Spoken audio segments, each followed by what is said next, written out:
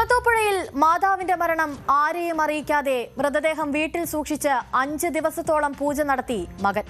Kulathupuzha RPL estate ക്വാർട്ടേഴ്സിൽ താമസിച്ചിരുന്ന ചിന്നരമുവിന്റെ മൃതദേഹമാണ് മകൻ കൃഷ്ണസ്വാമി മുറിയിൽ സൂക്ഷിച്ച് പൂജ ചെയ്തത്.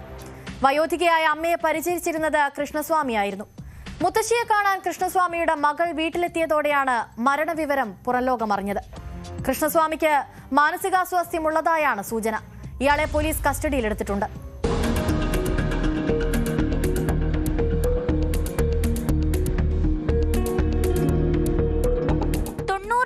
മാതാവ് മരിച്ച ദിവസങ്ങളായിട്ടും സമീപവാസികളെയോ ബന്ധുക്കളെയോ അറിയിക്കാതെ വീട്ടിനുള്ളിൽ കട്ടിലിൽ പുതച്ചു കിടത്തി പൂജ ചെയ്തു മകൻ.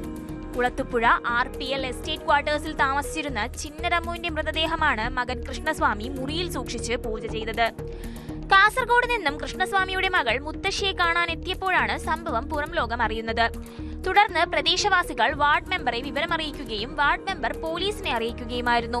കുളത്തുപുഴ പോലീസ് സ്ഥലത്തെത്തി ഇൻക്വസ്റ്റ് നടപടികൾ പൂർത്തിയാക്കിയ ശേഷം മൃതദേഹം ആശുപത്രി മോർച്ചറിയിലേക്ക് മാറ്റി. മകനെ അന്വേഷണ വിധേയമായി കസ്റ്റഡിയിലെടുത്തിട്ടുണ്ട്.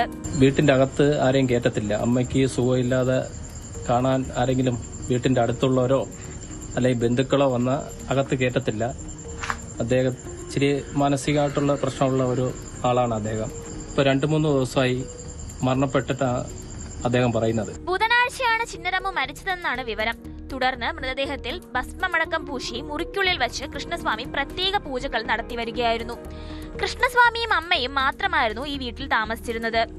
അമ്മയുടെ മരണത്തിലുണ്ടായ കടുത്ത മാനസികാഘാതവും ദുഃഖവും കാരണമാണ് മകൻ ഇത്തരമൊരു പ്രവൃത്തി ചെയ്തതെന്നാണ് പ്രാഥമിക നിഗമനം. കൃഷ്ണസ്വാമിക്ക് മാനസിക അസ്വാസ്ഥ്യമുള്ളതായും പറയുന്നുണ്ട്.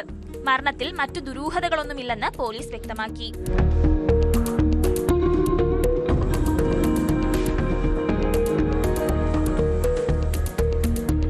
ന്യൂസ് 18 പുനലൂർ. കൂടുതൽ വാർത്തകൾക്ക് news 18 Keralam YouTube channel subscribe ചെയ്യുക.